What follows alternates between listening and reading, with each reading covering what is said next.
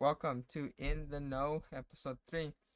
Today we'll be talking about updates on the Middle East conflicts, what the latest say about the port strikes that are happening in the East and Gulf Coasts, Gulf Coast, um, some quick Trumper news, the conspiracy theories around Hurricane Helene, and updates on the 2024 elections as we reach closer and closer to November 5th. So to start off with, we have this article from the BBC that says Iran launches more than 180 ballistic missiles at Israel. So Israel says Iran has launched more than 180 missiles towards the country. What we saw from these attacks was that a man was killed by falling missile debris in the city of Jericho in the occupied West Bank, Palestinian officials said, and this man was Palestinian. The Israeli Prime Minister Benjamin Netanyahu said that these attacks were a big mistake and will pay for it. And what we see is that these attacks from the Iranian state were in retaliation for the killing of the leaders of the allies of Hezbollah and Hamas. The U.S. Department of Defense confirmed its forces has helped shoot down the missiles, as well as other defenses such as the Iron Dome. The IDF said the majority of missiles were intercepted by Israel and the defensive coalition led by the United States. We see said by the UN Secretary General Antonio Guterres, broadening conflict in the Middle East is what these attacks were doing, and that these must stop and we need a ceasefire. The missiles came hours after Israeli troops began an invasion of southern Lebanon. What we see is that Iranian state media claimed that missiles had hit the Nevatim Hasterm, I shouldn't even try to pronounce these, to Tel Nof air bases, as well as Israeli tanks in Net Zarim. I shall practice these pronunciations. So what we saw is that this is a different strike from what we saw back in April, where Iran launched more than 300 drones and missiles at Israel in retaliation for the killing of the Iranian consul in Syria. Like they were this time, back then almost all of them were shot down by Israel, the US, and other Western allies and their Arab partners. So moving on to this article where it says Middle East latest, 2 Hamas officials killed in Israel strikes in Lebanon. So we'll be looking at Israel's invasion to Lebanon before these strikes happened by Iran. So what we saw is that Israel began a ground incursion Tuesday into Lebanon against the Hezbollah militant group. Israel military said 9 soldiers have died so far in that conflict.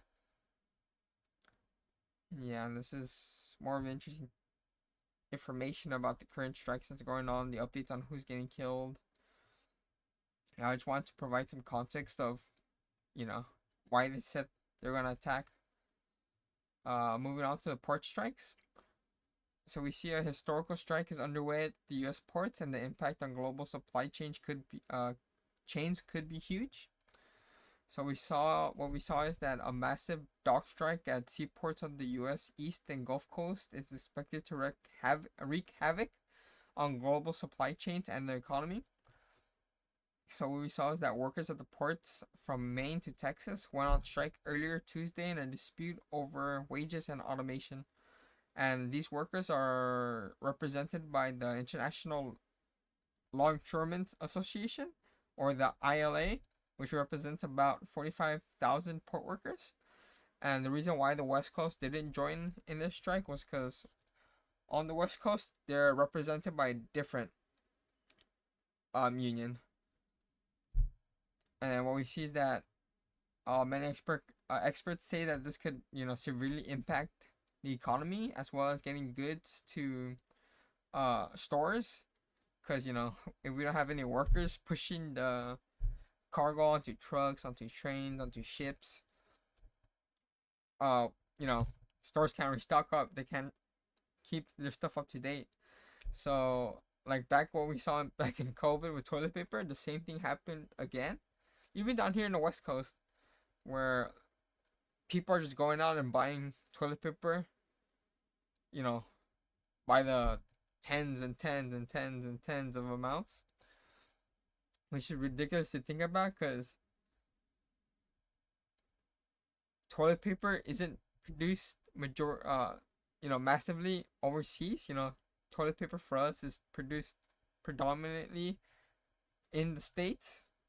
So yeah, people are just going out of their time, taking all of the stock from the shelves, makes zero sense. Especially now with this update that we saw where the dock workers unions agreed to suspend the strike until January 15th to allow time to negotiate the new contract. So what we saw, for a little bit of context, is that of course the election is happening in the 5th of November, and what we saw is that Biden, as the Democratic Party has shown, is very like pro-union. So Biden vowed to not like step in like he wanted to, or I think he did, or he threatened to do during the railroad worker strikes that happened last year, I'm pretty sure earlier this year. But with Biden saying that he wouldn't uh step up and intervene in this strike, that meant that it could have had like a negative effect going into the polls for election day, because when people see that there's no supply of stuff and prices start to shoot up, they start contributing that to the presidents and the party that's running that, instead of the leaders of these groups. To dig deeper into this, what we see is that the union representing 45,000 striking U.S. dock workers at the East and Gulf Coast ports reached a deal Thursday to suspend the 3-day strike until January 15th to provide time to negotiate for a new contract. The ILA is set to resume working immediately. So, the disruption we could have seen, the weeks long one, the billions of dollars lost to the economy, it's not gonna be as bad to restart recovery, even though it's gonna take some time for the whole system to kick back up. And on that, what we saw is that many people of this field feared the consequences of the strike, so they started like shipping some of the products towards the West Coast, and the West Coast, especially right here in the Long Beach ports. They saw like a ramp up of their workflow just to have that extra support with the backed up merchandise. But seeing that the strike is already over, it's going to only take, I think they said, like 4 or 5 days to recover, one expert say. But to continue, Ports Sweden, so a person that was briefed on the agreements at the Ports Sweden, their wage offer from about 50% over 6 years to 62%. And what we have to remember is that the agreement is tentative, so we still have to wait until January 15th to see what occurs with the union and the talks. So what we saw is that Biden said that collective bargaining is crucial to building a strongest economy from the middle and bottom up. So originally what we saw the union demanding was that the union has been demanding a 77% raise over 6 years, plus a complete ban on the use of automation at the ports, which is crazy to think about, because like we saw in the past with like automation of farming and stuff, where many farmers were against it. Now we see like a big push of automation in the farming industry, which has increased supply for us and has made certain tasks much easier. And especially when we see the West Coast and the ports we have here in the Union, we see that I think almost some of the most important parts of the system in the West Coast ports are automated. So we see is like increased workflows and increased push a product out of these ports from the West. So like being completely against automation, even though I understand their fears of potentially losing their job over the automation, they could have negotiated better uh terms in regards to like automation. So not completely banning automation, but having workarounds so many people can still keep their jobs. Because the banning of automation only makes your workflow and production slower, which means pushing a supply is slower. But yeah, so it's kind of crazy to think about, like this massive strike we saw, and many fears of this potentially impacting the election was short lived, which is good because the elections are right around the corner, and we don't want that to be another reason it impacts the polls. Um, to look over, oh yeah, just to update on the what an industry analyst said that he said that for every day of a port strike, it takes 4 to 6 days to recover. And since it was a short strike, it's only gonna take a couple of days, to get through that backlog of supply. And just for some quick news surrounding what Trump has said recently, uh, as he mentioned, Donald Trump suggests one rough hour of policing will end theft. So instead of the purge, get the reverse of the purge.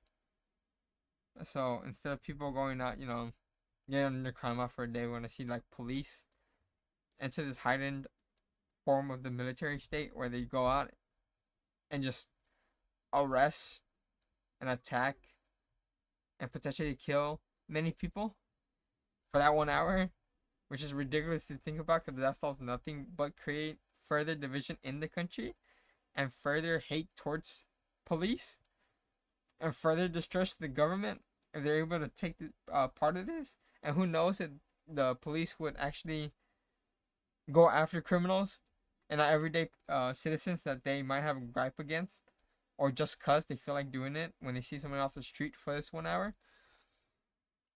And what this article looks into is that Donald Trump has suggested that one rough hour of law enforcement actions would tamper down retail theft.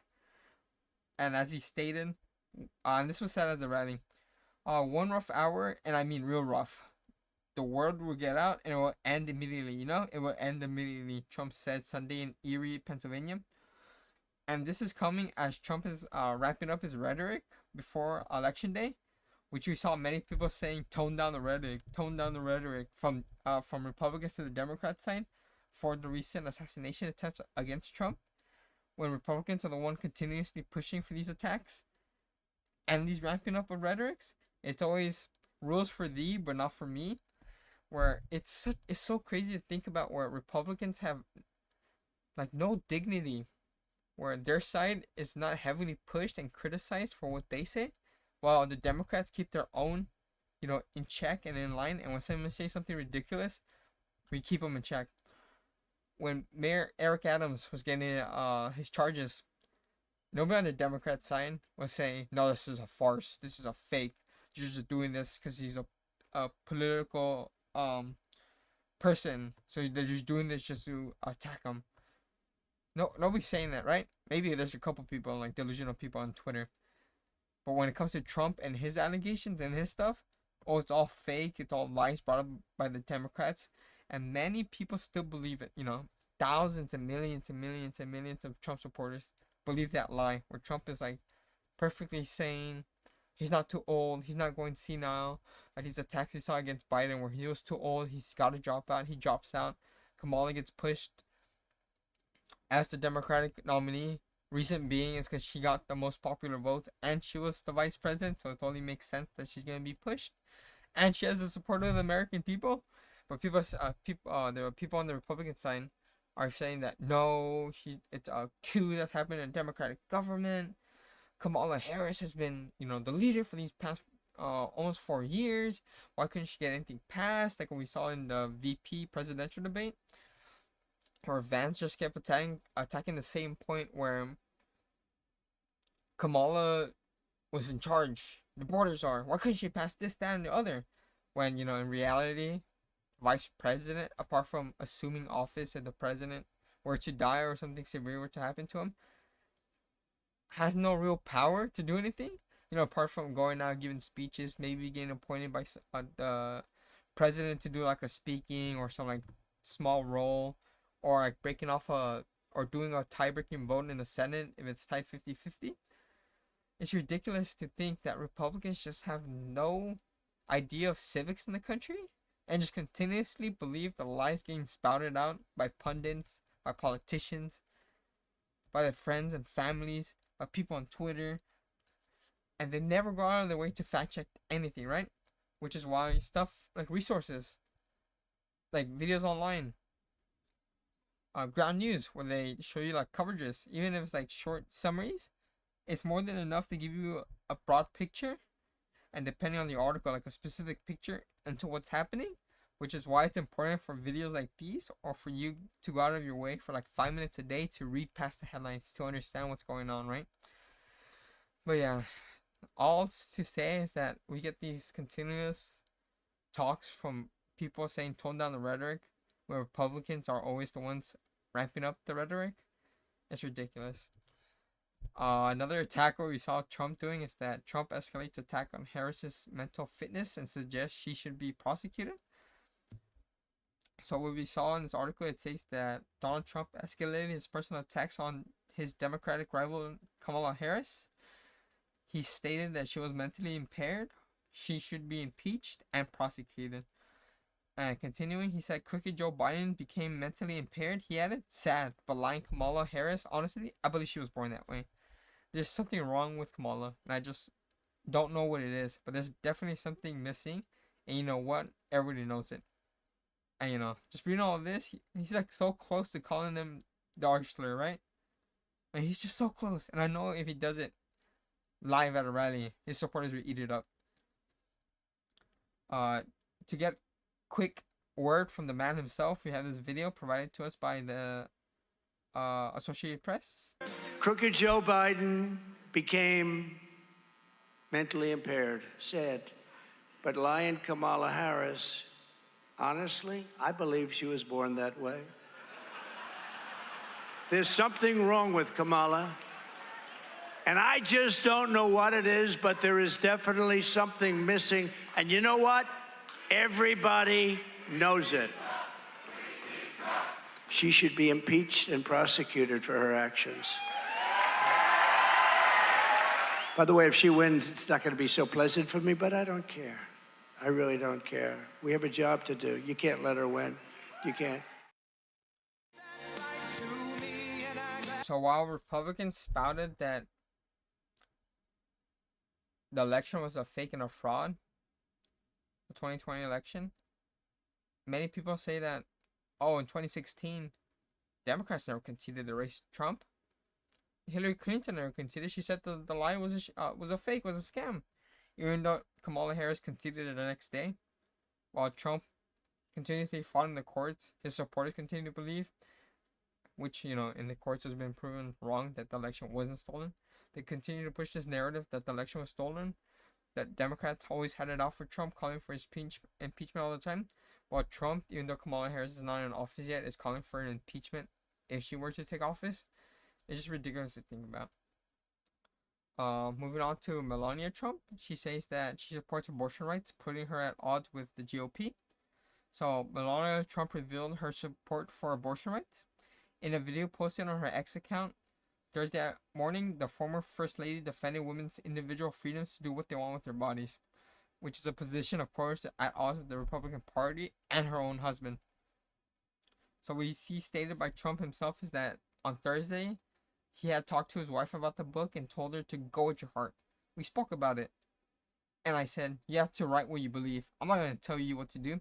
You have to write what you believe, he told Fox News, adding, there are some people that are very, very far right on the issue, meaning without exception, and then there are other people that view it a little bit differently than that. Which is, you know, so backwards to just think about. So we saw stated by Alexis McGill Johnson, the president and CEO of Planned Parenthood Action Fund. She stated that as President Trump made it his mission to get Roe v. Wade overturned, she said in a statement. Melania stood by him, never once publicly disavowing his actions until weeks before an election where our bodies are again on the ballot and they are losing voters to this issue. Read between the lines. So how can Trump support his own wife in her thoughts about anybody should get an abortion? Women have that right to do what they want with their bodies when the Republicans are so heavily against it, right? It's just like I said earlier, it's rules against thee, but not for me. And there's such this double standard that Republicans always flip flop on topics, and they're never like honest with what they really believe, right? It's ridiculous to think about. And other topic I forgot I was gonna hit on was the JD Vance versus Tim Walz debate. Even though vice president debates never do that great in terms of like pushing voters to like choosing a side, it definitely helped them both and how they looked in their polls, where JD Vance was like universally hated. What we saw is that after the debate, he's still universally hated, but that number like drops down super small. While with Tim, his ratings were already high, but after the debate, they rose higher. And the entire time the debate was so infuriating to listen to. So at the beginning, I was like very kind of fearful because I thought JD was gonna sweep Walz because Walz always commented that he didn't do great in public debates. But in this debate, he did like fairly well. Even though I wish he could have not fairly well, he did really really well. Even though I really wish he pushed more on the comments made by JD, such as Kamala's in charge, Kamala's in charge, which is ridiculous to think about. And it's stupid to think the comparison that these moderators did between JD and Tim, where JD was attacked on his positions on what he previously said about Trump and his actions and what he thought about him, while Tim gets pushed about getting his dates mixed up on when he was in the Tiananmen Square in China. These comparisons, like, you call Trump, you still call Trump a rapist. Oh, wow. Can you take us back to that summer day when you said at a when you said that you were at Tiananmen Square in August, when records showed that you were there in July? It's oh, am I getting the dates mixed up? But still, it's ridiculous to think about that. These are the comparisons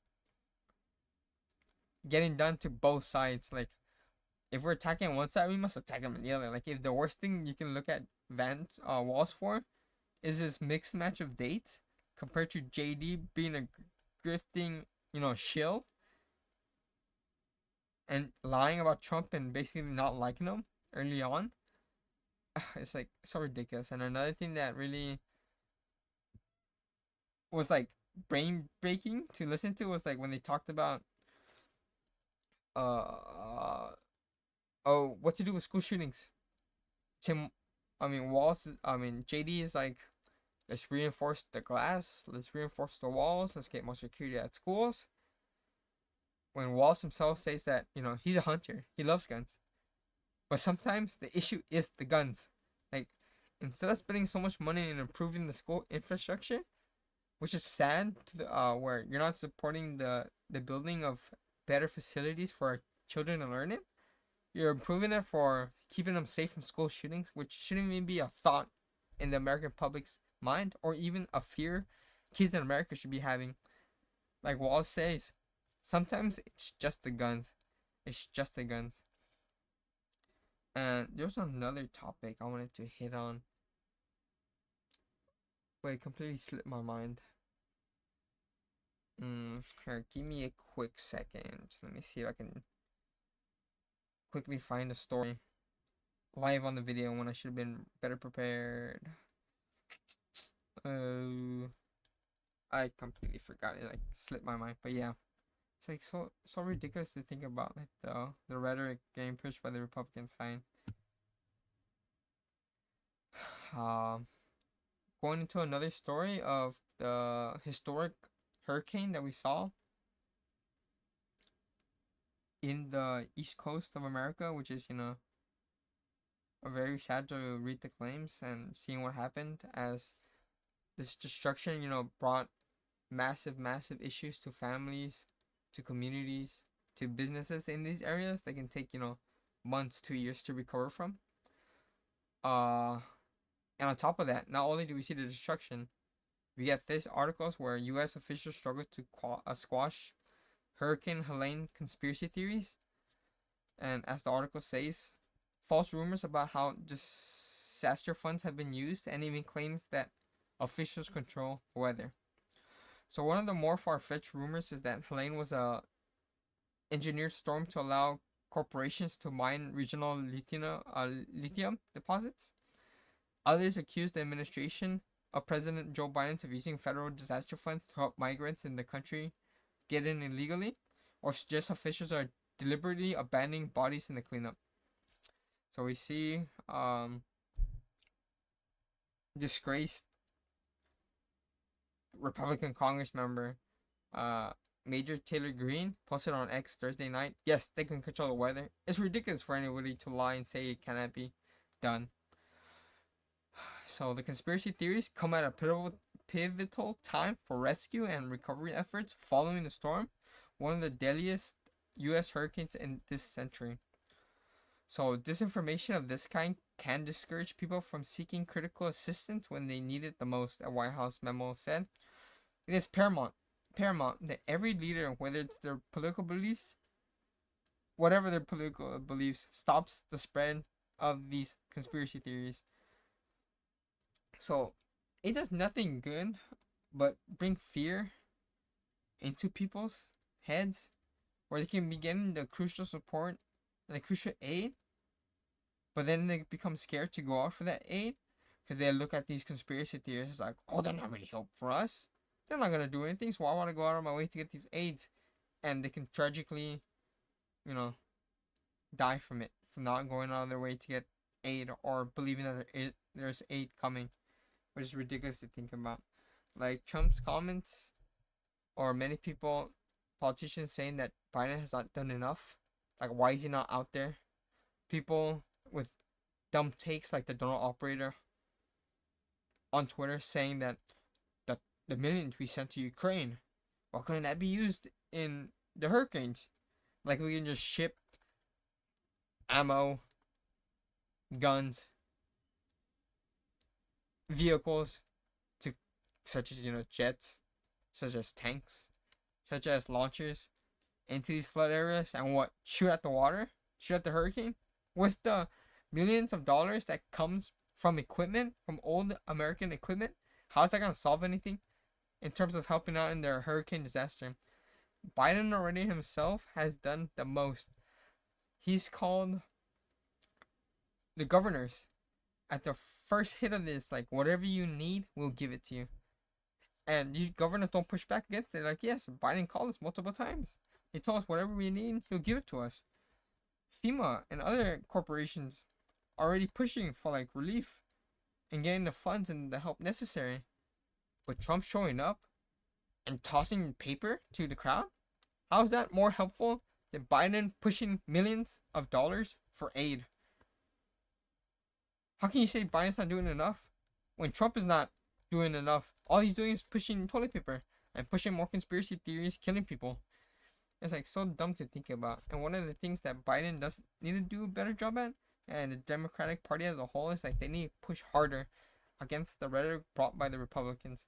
Like Biden did during one of the press conferences where I think it was a Fox news reporter or some other right-leaning publication told Biden, why haven't you done enough? And Biden, like, or what his comments were, Trump's reporter asked Biden on his thoughts on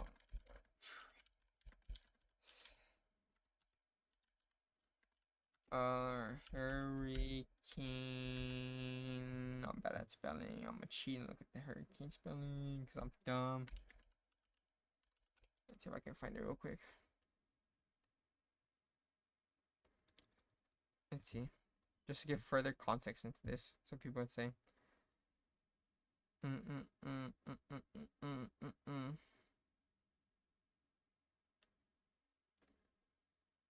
But yeah, basically where he got mad and said that, you know, I don't know, he doesn't understand why Trump does this and lies when he's doing all he can to push for the funds they need and stuff like that.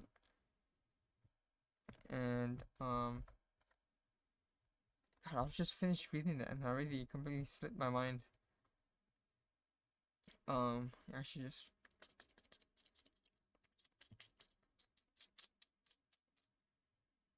by large case federal response.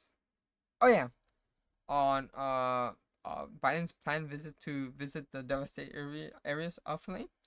So the reason why he wasn't there is because of the fears of like it's not really doing anything impactful if he's there. Because what is he gonna do? Just walk around like showboat and throw paper? He can do that after the fact when all the support is pushed.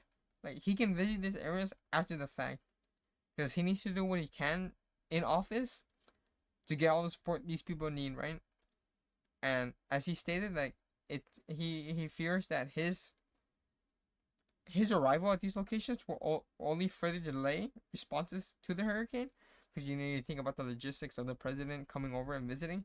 That will just create more of a confusion and a bigger, you know, a headache for people to deal with. Like the president's here and we have the hurricane, so it's better for Biden to wait until everything starts getting to this level where he's able to visit and show his support in public, you know.